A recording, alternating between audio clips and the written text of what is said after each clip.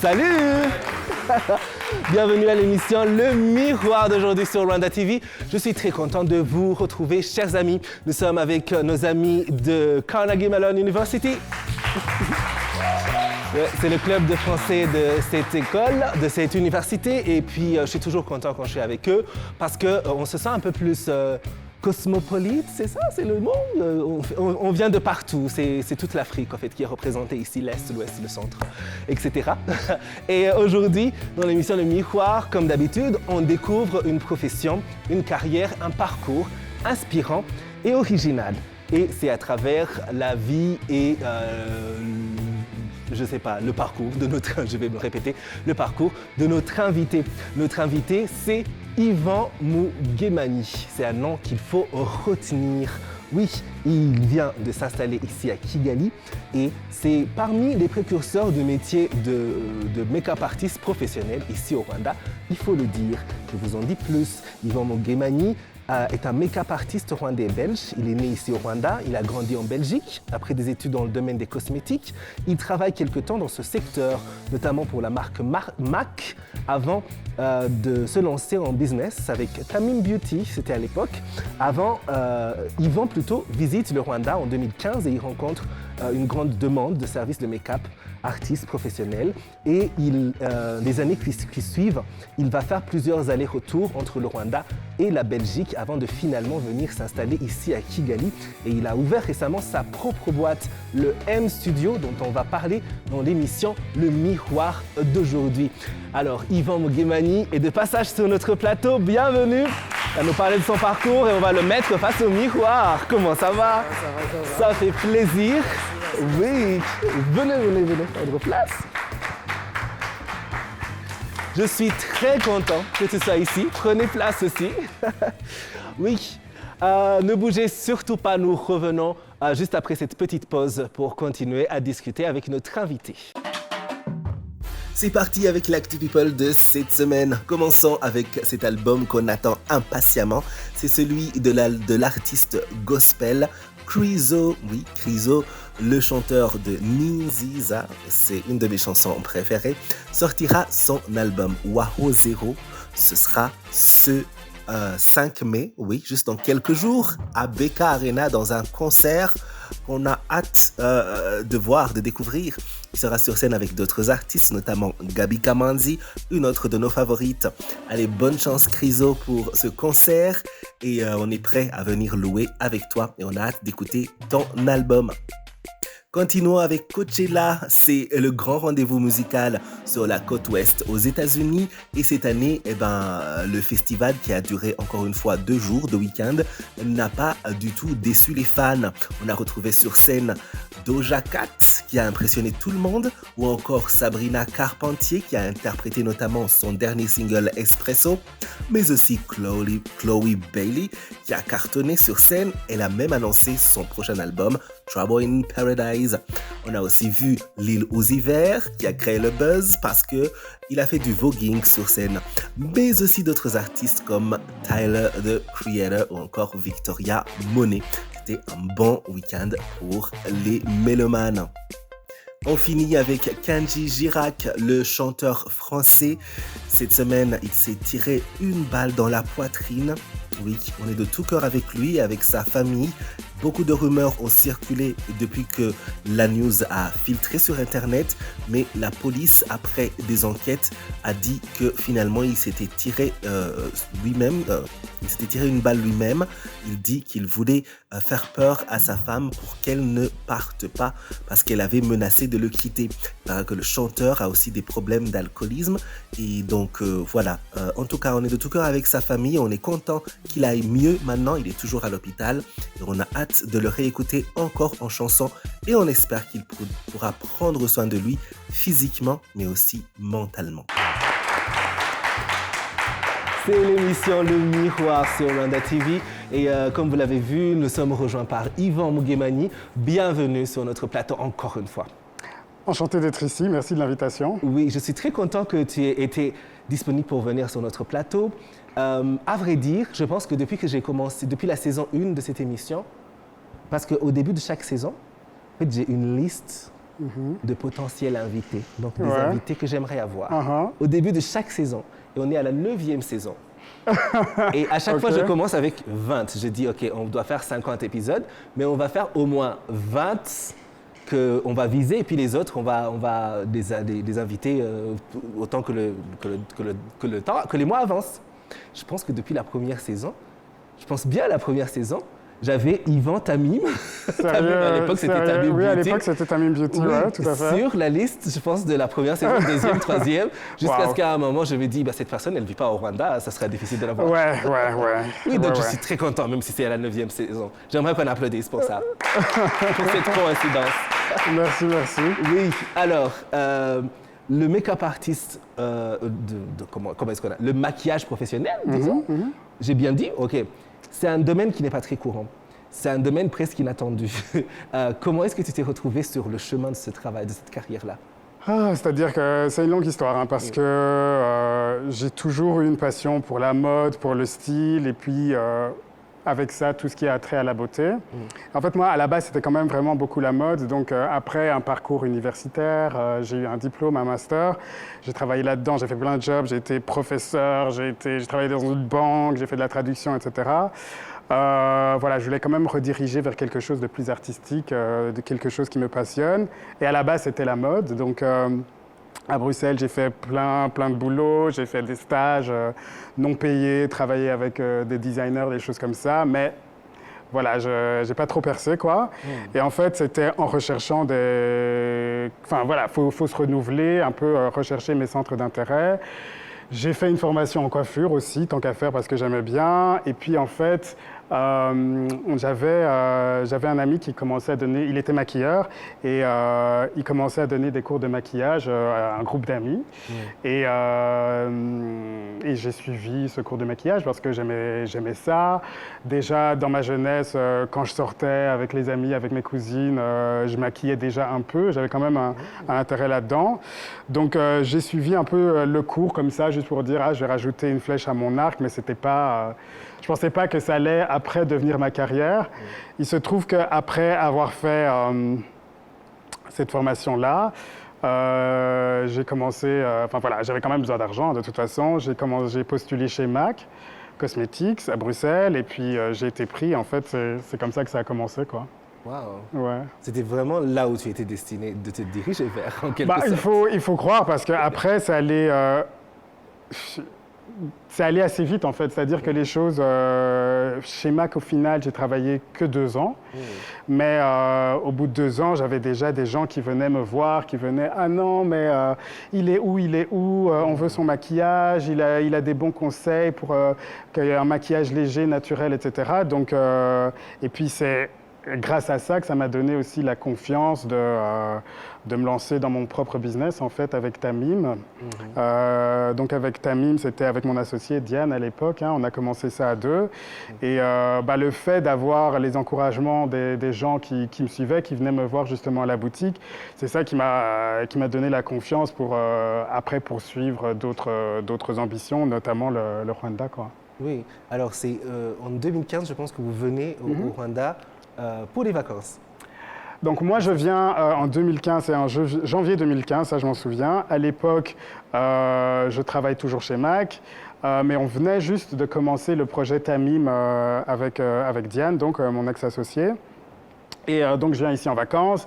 Ah, qu'est-ce que tu fais? Je suis maquilleur professionnel. Ah là, il faut venir. Il n'y a pas de maquilleur ici. Voilà, il faut que tu viennes. Et je ne sais pas pourquoi, mais ça m'a convaincu parce que, en plus, bizarrement, moi, j'ai jamais vraiment eu d'ambition de revenir vraiment vivre au Rwanda. Donc c'était pas vraiment dans mes projets. Mais les gens m'ont convaincu. Et je pense que c'était un moment particulier dans ma vie où vraiment je voulais quelque chose de différent, je cherchais quelque chose de nouveau. Je lançais mon business, donc il y avait aussi cette soif de réussir, de faire quelque chose, d'entreprendre. Et donc voilà, on est venu. Enfin, je suis rentré à Bruxelles, j'ai réussi à convaincre Diane. On est venu ici l'été 2015. Et là, ça a été très rapidement. 2 semaines, les 2 premières semaines, on essaye de rencontrer les gens, on parle aux gens, essayer de se faire connaître. On a eu un événement où on a invité plein de gens, vraiment le plus de monde possible. Et ça a pris, et les 2 semaines qui ont suivi, on était bookés. Et donc voilà, succès, on retourne à Bruxelles et on avait déjà des rendez-vous pour la saison d'après, pour le décembre, juste après. Et là, je suis venu seul et après, c'est là que le goût est arrivé, quoi. Donc, tous les étés, puis tous les mois de décembre, après, j'étais ici pendant... j'ai fait ça, les allers-retours, pendant 6 ans quand même. Hein. Waouh! Ouais. Wow. Ouais. Et donc maintenant, tu as décidé de venir, de créer ton propre studio, le M Studio. Ouais. Et j'aimerais savoir, qu'est-ce qui t'a convaincu après tout, parce que tu avais aussi une vie là-bas et tu arrivais à balancer les deux, ou bien c'était difficile, je ne sais pas. Bon, c'est difficile, hein, et c'est ça qui m'a convaincu, c'est-à-dire que déjà dans les allers-retours, je me sentais mieux ici au Rwanda. C'est sûr qu'ici, je trouvais que j'avais une meilleure balance de vie entre le travail et ma vie personnelle. Et ce qu'il faut savoir, c'est que dans tous les métiers créatifs, c'est le hustle, quoi. Pour entreprendre, il faut se donner les moyens, et donc c'est tous les jours, il faut bosser pour s'assurer un avenir, parce que surtout quand on est créatif, qu'on travaille de ses mains, c'est-à-dire si je travaille pas, ben j'ai pas d'argent et je peux pas me projeter dans 5 ans, en fait, c'est très difficile. Donc c'est du hustle, et puis au final donc à Bruxelles c'était pareil. Quitte à travailler dur, autant travailler dur quelque part où je me sens bien, et là où je me sentais bien, c'était ici. Et donc, en décembre 2020, voilà, j'ai fait le saut. Je suis venu ici au Rwanda et je me suis installé. La chance que j'ai eue, c'est que les 6 années d'avant, j'avais déjà ma clientèle, j'avais déjà mes amis, mon réseau était déjà fait. Donc, en fait, la transition a été assez fluide, c'est-à-dire que je n'ai pas dû galérer, bon, si ce n'est le fait que c'était pendant le Covid. Mais même avec, c'était galère. Mais même avec ça, dès que ça rouvrait, les gens se remariaient, et puis il y avait les événements, etc., qui reprenaient. Donc la transition était assez fluide, donc c'était assez simple. La seule chose différente, c'est que quand j'ai décidé de venir ici, et après avoir eu mon expérience d'avoir eu un studio de maquillage à Bruxelles, je m'étais dit...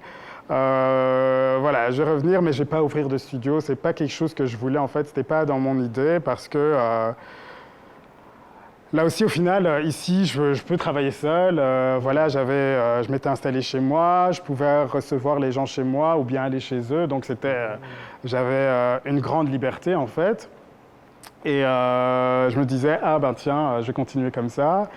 Mais en fait, non, parce que en fait, là, il y avait tellement de travail que je ne pouvais plus vraiment travailler tout seul non plus. J'avais besoin d'aide, donc j'ai commencé à travailler avec des assistantes, à engager des assistantes pour venir m'aider. Je les ai aussi formées à mon style de travail, parce que je pense que j'ai une façon de travailler très particulière et un style aussi de maquillage qui m'est propre. Donc les former aussi.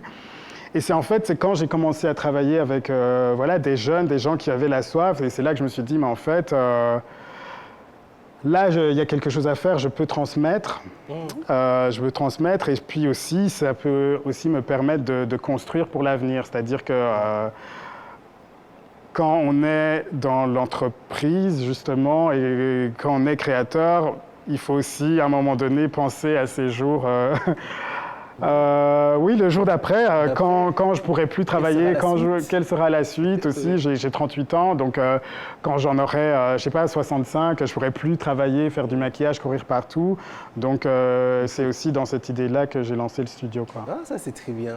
Et qu'est-ce qu'on retrouve au studio, au M Studio? Donc au Yvan M Studio, en fait, c'est Yvan M Studio. On retrouve tout ce qui a trait à la beauté, bien sûr, principalement parce que c'est comme ça que les gens me connaissent. Donc le maquillage, bien sûr, ça c'est le numéro 1, c'est là que j'ai ma passion. Il y a la coiffure, il y a les ongles, il y a les cils, il y a l'épilation, il y a les soins visage. Donc ça, c'est tout ce qui a trait à la beauté, c'est ce qui vient soutenir en fait le maquillage et puis aussi pour permettre aux clientes de ne pas aller devoir courir partout. Mais il y a aussi la photographie, donc en parallèle du maquillage, moi je suis aussi photographe. Et ça en fait c'est le côté vraiment fun, c'est-à-dire que ça nous permet de créer vraiment quelque chose. C'est sûr que quand on fait du maquillage pour les mariés, etc. Ça peut être très répétitif. Bon, après, moi, ça me plaît parce que j'aime bien tout ce qui est maquillage naturel, donc c'est pas que j'ai envie de faire des trucs extraordinaires. Mais le fait de faire des photos, ça nous permet un peu Donc, aussi... il y a une cliente qui vient, disons par exemple une de nos amis sur le plateau. Oui, et puis vous faites le maquillage et tout, et à la fin, tu te dis, mon Dieu, tu es tellement jolie, je vais te prendre en photo. Et tu voilà, par exemple, ça c'est une façon de faire. Donc pour toi, c'est vraiment quelque chose de plus que tu ajoutes à ta créativité. Exactement, ouais.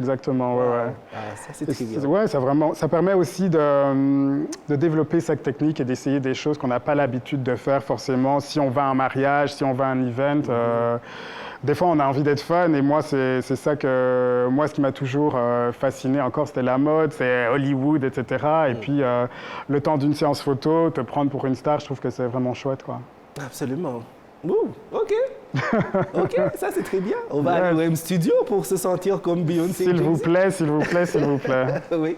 Alors, le maquillage professionnel, c'est un domaine encore nouveau, presque, inattendu. On va se dire, il y a quelqu'un qui est dans ce domaine-là, qui en fait une carrière, qui crée sa propre entreprise dedans. C'est très nouveau. Est-ce qu'il y a des défis que tu rencontres dans ce domaine-là depuis que tu as commencé et quelles sont tes stratégies pour pouvoir les contourner? Je pense que ça peut nous inspirer aussi, que ce soit ceux qui sont dans ce domaine-là ou dans d'autres domaines. L'un des défis, en fait, les premières années, c'était faire comprendre juste le prix du maquillage. Parce que c'est vrai que le maquillage, contrairement à la coiffure, c'est quelque chose qui coûte plus cher. Et la coiffure ici, la coiffure, les ongles, c'est un service ici que les gens ont l'habitude de faire. Les gens vont au salon, se font coiffer. Et donc, les prix sont assez abordables. Mais pour le maquillage, dès qu'on arrive à un certain style, etc., ça devient plus cher. Donc au début, c'était ça, faire comprendre pourquoi ce sont ces prix-là. Et puis, je pense que c'est ça le défi le plus large, je pense. Et puis après, c'est au fur du temps, quand le maquillage a commencé à se faire connaître et que là, les gens savent que, OK, si je veux un maquillage chez lui, c'est vrai qu'il faut investir un peu plus. C'était aussi comment maintenant se différencier. C'est-à-dire qu'il y a beaucoup de maquillage beaucoup de maquilleurs maintenant sur le marché. Donc, qu'est-ce qui fait un peu la touche différente? Et c'est ce que je dis justement avec les gens avec qui je travaille, c'est que moi, j'ai ma manière de travailler. J'ai la chance que ça a bien pris avec mes clientes. Mais vous devez aussi développer votre style. Et en fait, ça, c'est hyper important. C'est-à-dire que quand on commence le maquillage, on se dit, c'est comme à l'école, on apprend les règles, on apprend les techniques. J'ai maquillé comme ça, un eyeliner, c'est comme ça. Mais comment s'approprier aussi le style, c'est-à-dire comment s'approprier les techniques et faire en sorte que les gens reconnaissent ta touche. Et donc ça, c'est ton maquillage, c'est pas le maquillage de quelqu'un d'autre. Et ça, c'est hyper important, quoi. Et c'est le plus gros challenge au final. Absolument. D'accord. Donc, trouver sa propre identité, sa propre authenticité dans ce milieu où tout peut se ressembler. Ouais. Oui, c'est l'émission Le Miroir. On va parler tout à l'heure un peu plus pour ceux peut-être qui s'intéressent à ce métier. On va peut-être avoir quelques 2 ou 3 astuces de la part de Yvan. On va peut-être aussi s'interroger sur le fait est-ce que les hommes aussi se maquillent. Mais avant ça, j'aimerais qu'on fasse une petite pause avec un jeu avec notre public. Oui, on va faire le tic-tac avec notre public. C'est la même chose, le même concept, déjà ou jamais. Ce n'est pas la première fois qu'on le fait dans cette émission. Alors, nos amis du public vont nous poser des questions à moi et à Yvan. Si on l'a déjà fait, on fait le geste « oui, déjà ». Donc ça, c'est un peu le « vu ». Déjà, vu, donc je ne sais pas. Vu, okay. Et jamais, donc c'est le X. Ah, OK. Parce qu'on n'a pas nos pancartes n'ont pas encore arrivé.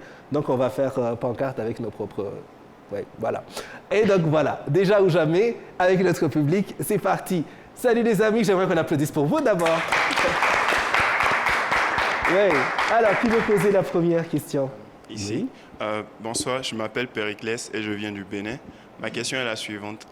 Avez-vous déjà envoyé par erreur un texto osé à quelqu'un d'autre? Non. On fait toujours très attention, surtout si c'est des textes osés. Oui, absolument. Pas d'erreur. Il faut pas, parce que sinon c'est la fin.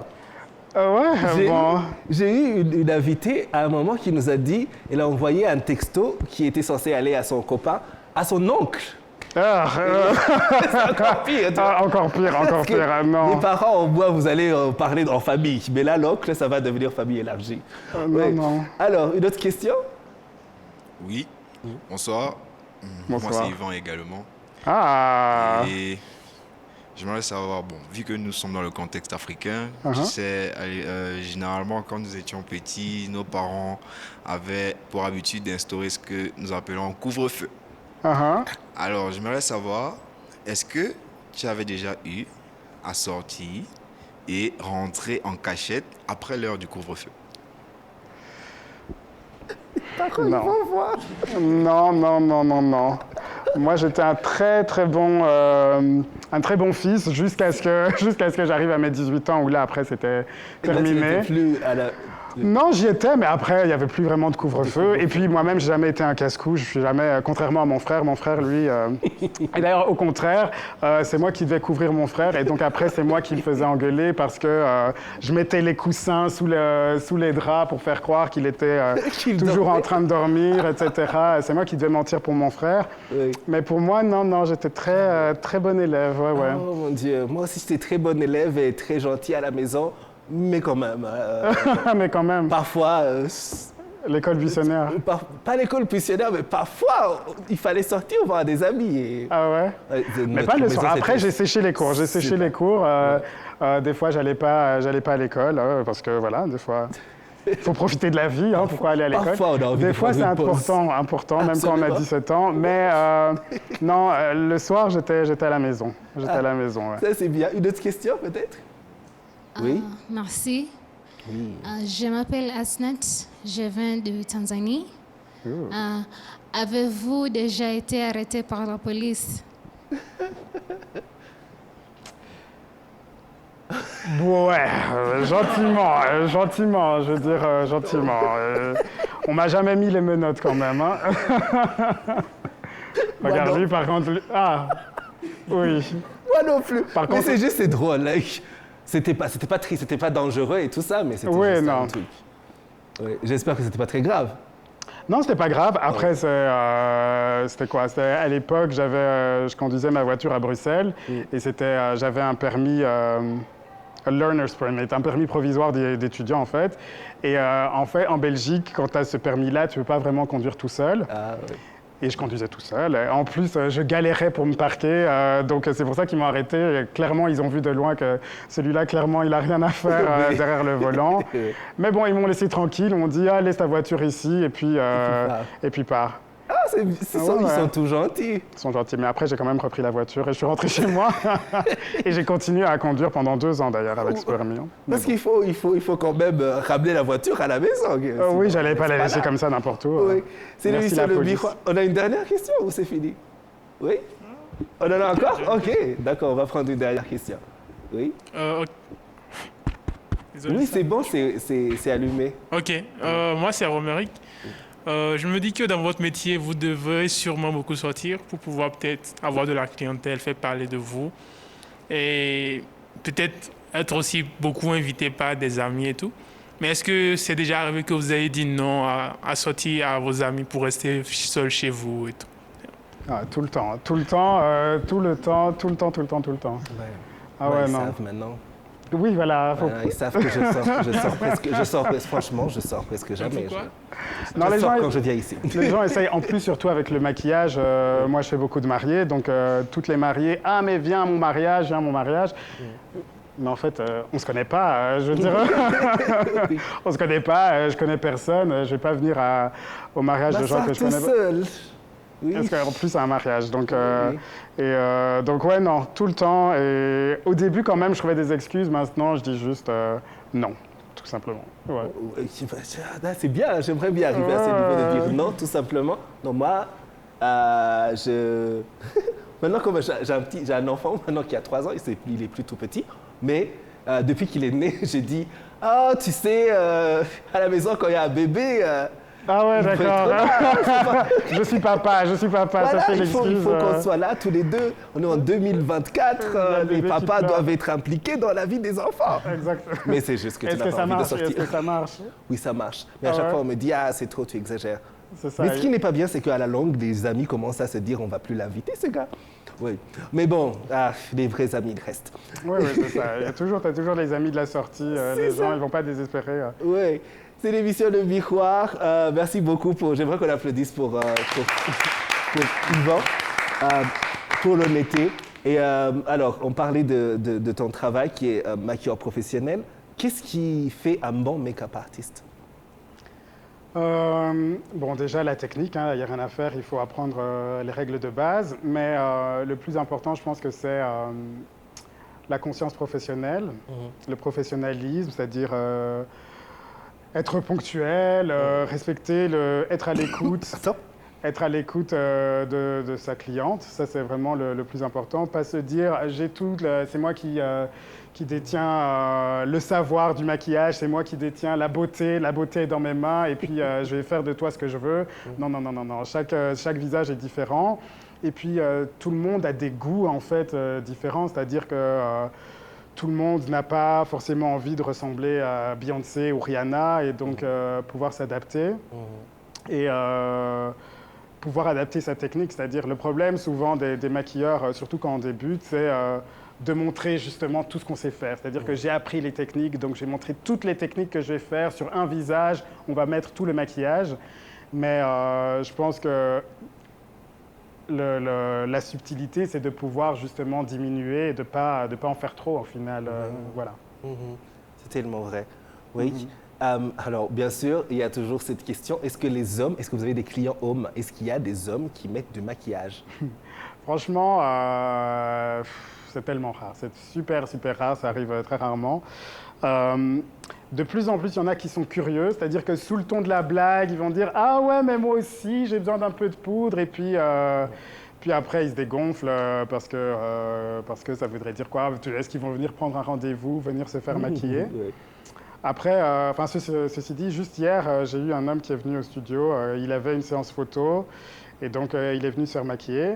Mais donc voilà, du coup, si je maquille un homme, c'est parce que c'est pour la télé, c'est pour un défilé, c'est pour quelque chose où vraiment c'est nécessaire. Où les images vont être prises et que... Oui, absolument. Sinon, je me maquille moi-même. Là, je suis maquillé. Après, pour la télé, franchement, c'est... On ne dirait pas. Donc, on ne dirait pas. Hein. Vous voyez qu'il y a du maquillage? On ne dirait pas. Ça c'est bien. C'est ça le but. Ça c'est très bien.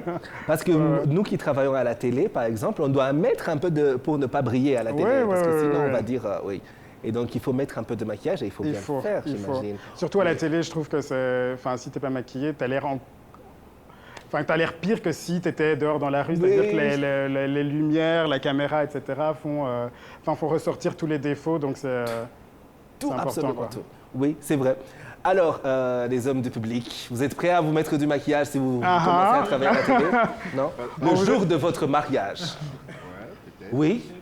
Non. Ils sont même pas sûrs. Ça dépend. Peut-être la coiffure. Peut-être la coiffure. Peut-être. Ouh là là. Donc non. Et on va finir notre émission avec notre question phare. Just for fun. C'est pas sérieux. Mais on a envie quand même d'entendre la réponse. Pardon. Notre émission, c'est Face au miroir. Face au miroir, lorsque vous regardez Yvan, qu'est-ce que vous aimez le plus sur vous et qu'est-ce que vous aimez le moins physiquement? Alors, j'aurais demandé avec ou sans maquillage, parce que c'est deux choses différentes. Quand je me regarde dans le miroir...